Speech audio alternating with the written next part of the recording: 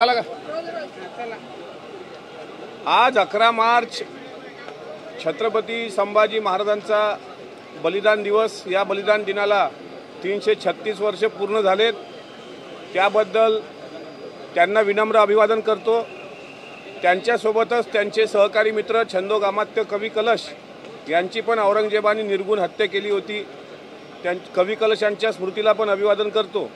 दरवर्षी अर्थसंकल्पीय अधिवेशनाच्या दरम्यान 11 मार्च हा दिवस येत असतो। त्यामुळे महाराष्ट्राचे मुख्यमंत्री श्री देवेंद्र फडणवीस साहेब, राज्याचे उपमुख्यमंत्री आदरणीय अजितदादा पवार साहेब, राज्याचे दुसरे उपमुख्यमंत्री आदरणीय एकनाथराव शिंदे साहेब, विधानसभेचे अध्यक्ष राहुलजी नार्वेकर साहेब, विधानसभेचे सभापती प्राध्यापक डॉक्टर राम शिंदे साहेब आणि मी विशेष आभार मानतो डॉक्टर नीलमताई गोरे यांना। मी परवाला भेटलो आणि त्यांना एक विनंती केली की शासनाने असं परिपत्रक काढावं की 11 मार्चला संभाजी महाराजांना अभिवादन करता येईल।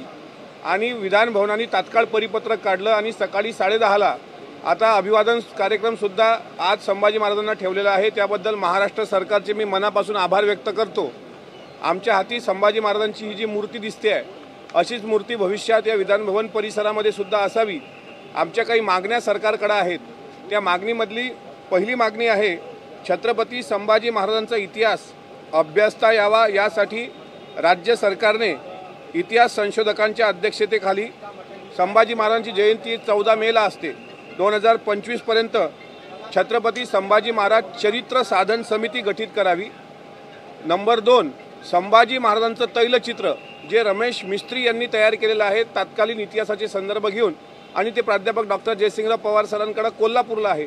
तशा धर्तीवर 2 तैलचित्र, एक विधान भवनमध्ये आणि दुसरं मंत्रालयामध्ये लावण्यात यावं।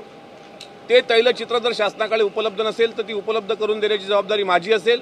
आणि ते तैलचित्र आणि प्रिंटिंग शासकीय मुद्रणालयात सुद्धा माफक दरामध्ये उपलब्ध व्हावी। तसेच सरकारने अधिकृत परिपत्रक आणखी एक काढावं की शासकीय आणि निमशासकीय कार्यालयात जसं आपण शिवशाहू फुले आंबेडकरांचे फोटो लावतो तसा संभाजी महाराजांचा फोटोसुद्धा त्या ठिकाणी असावा। हा सुद्धा GR शासनाने काढावा। संभाजीराजांचा दैदिप्यमान इतिहास मराठी पाठ्यपुस्तकासह CBSE पॅटर्नच्या इंग्रजी पुस्तकात सुद्धा अंतर्भूत करावा। याकरता शालेय शिक्षण मंत्री दादाजी भुसे साहेब यांना मी स्वतः भेटलेलो आहे आणि त्यांनी या गोष्टीला होकार दिला, त्याबद्दल त्यांचे आभार मानतो।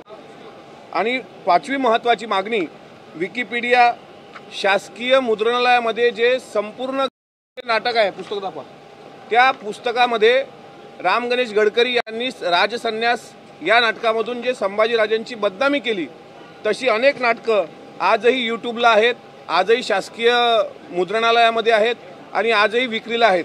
त्यामध्ये राजसन्यास हे ते पुस्तक आहे, संपूर्ण गडकरी यामध्ये राजसन्यास आहे। रायगडाला जेव्हा जाग येते, थोरातांची कमळा, बेबंदशाही, प्रणयी युवराज, छत्रपती, चिडलेला छावा, स्वप्न भंगले रायगडाचे, येथे ओशाळला मृत्यू, असे तब्बल 32 चित्रपट आणि 80 नाटकं जी चुकीची दाखवल्या गेलेली आहेत ती तात्काळ हटवावी। कारण अलीकडे छावा चित्रपट जो रिलीज झाला त्या चित्रपटाच्या माध्यमातून जगभर संभाजी महाराजांच्या इतिहासाच्या अभ्यासाची चाचपणी सुरू झाली। आणि आज जर नवीन पिढी अभ्यास करत असेल तर त्यामध्ये दारू पिणारा राजा, बदल करणारा राजा आणि अशा धर्तीवर थोरातांची कमळा सुद्धा चित्रपट आला। असे चित्रपट आज 11 मार्च बलिदान दिवस आहे।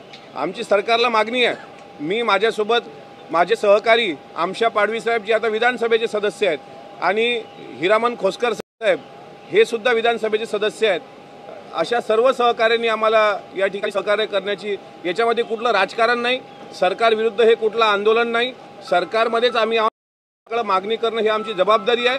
त्यामुळे इथं जात, पंथ, धर्म याच्या पलीकडे जाऊन संभाजी महाराज हे स्वराज्याचे प्रेरणास्थान होते। शिवाजी महाराजांचा अपवाद जर मराठा साम्राज्यातला वगळला तर संभाजी महाराजांसारखा दुसरा जागतिक कीर्तीचा योद्धा, हुशार, विचारवंत, निर्व्यसनी राजा, अनेक ग्रंथसंपदा निर्माण करणारा राजा, 140 लढाया लढून सुद्धा एकही लढाई पराभूत न होणारा राजा, अशी नोंद ज्यांची गिनीज बुक ऑफ वर्ल्ड रेकॉर्डमध्ये आहे, त्या राजाचा इतिहास पाठ्यपुस्तकामध्ये अंतर्भूत करावा। या विविध मागण्यांकरता आम्ही हे आंदोलन या ठिकाणी केलंय।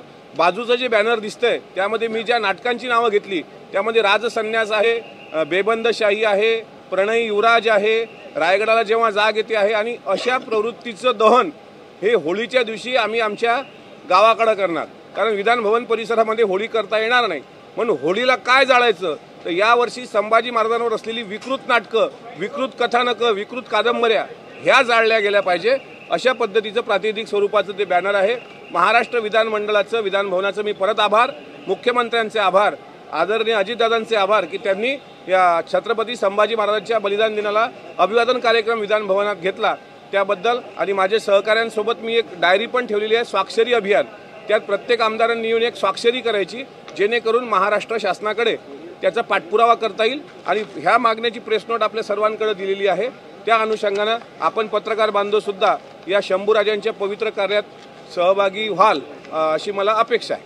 संभाजी महाराजांच्या सन्मानासाठी तुम्ही मागणी करताय, तुम्ही जी मागणी करत असलेले जे चित्रपट आहेत, नाटक आहेत, हे याआधीच यूट्यूब असेल, इतर सोशल मीडिया असेल किंवा इतर इंटरनेटच्या साईट ते प्रसिद्ध झालेले आहेत. तिथे कसे काढले जाईल त्यासाठी तुम्हाला राज्य सरकार, केंद्र सरकारची देखील मदत लागणार आहे, कारण हे इंटरनॅशनल आहे. बरोबर आहे. मी या संदर्भात स्वतः मुख्यमंत्र्यांशी भेटून बोललो होतो.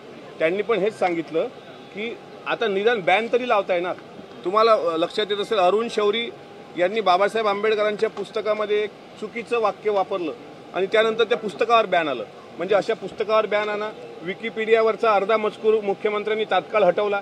त्यामुळे आम्हाला विश्वास आहे की केंद्र सरकारसोबत पाठपुरावा करून संभाजी महाराजांवरचं जे जे काही चुकीचं असेल साधनं उपलब्ध ते बॅन केलं जाईल. निदान ती यूट्यूबवर परत दिसणार तरी नाहीत.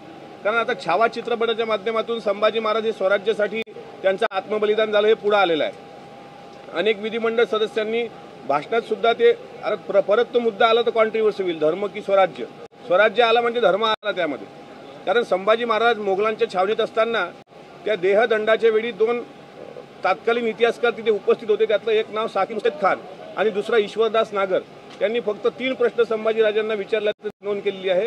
एक बुराकला, औरंगाबादला तत्कालीन, आणि कारंजा असेल, जालना असेल, छापा मारलेला खजिना कुठे, शहजादा अकबर कसा फितूर झाला आणि माझे कोण कोण साथीदार फितूर आहेत, एवढ्याची उत्तरं न दिल्यामुळे महाराजांना त्या देहांत प्रायश्चित्त म्हणजे त्या देहदंड सोसावा लागला. त्यामुळे निश्चित मला विश्वास आहे की आमचं महायुतीचं सरकार छत्रपती संभाजीराजांवर जे दुर्वर्तनाचे आरोप अनेक लोकांनी लावले ते हटवतील. आणि 350 वर्षानंतर शंभूराजे अजूनही न्यायाच्या प्रतीक्षेत आहेत. त्यांना आम्ही न्याय देणारे एवढे नक्कीच मोठे नाही, पण त्यांच्या इतिहासाला न्याय देत असताना एक इतिहास संशोधक मंडळ समिती आणि अस्सल चरित्र साधनं संभाजी महाराजांवर चरित्र साधन समिती गठीत झाली पाहिजे, जेणेकरून हे आपोआप धुतलं जाईल. तुम्ही पाठ्यपुस्तकांमध्ये आणि सीबीएसई बोर्डामध्ये देखील याचा अभ्यासक्रमामध्ये समावेश करण्याची माझी सर्वांची आमची मागणी आहे. सरकार आणि केंद्रीय शालेय शिक्षण मंत्री त्यांची आपले शालेय शिक्षण मंत्री दादा भुसे साहेब हे अत्यंत जागरूक आहेत याबाबत. त्यांनी मला स्वतः सांगितलं की संभाजी महाराजांच्या मराठी पाठ्यपुस्तकामध्ये आम्ही धडा आणणार. आणि धडा आणताना त्यांनी बुधभूषण, नायिका भेद, नखशिखान, 7 शतक असे 4 ग्रंथ, 17 भाषा याचं जे काही त्यांनी आत्मसात केलं होतं ते सुद्धा त्याचा अंतर्भाव करणार. आणि राहिला प्रश्न सीबीएसईसाठी पाठपुरावा करण्याचा, तर स्वतः शालेय शिक्षण मंत्री केंद्रीय शिक्षण मंत्र्यांसोबत त्याचा पाठपुरावा करते. धन्यवाद. थँक्यू. बहुत बढ़िया. आपके हाथ में मूर्ति संभाजी महाराज.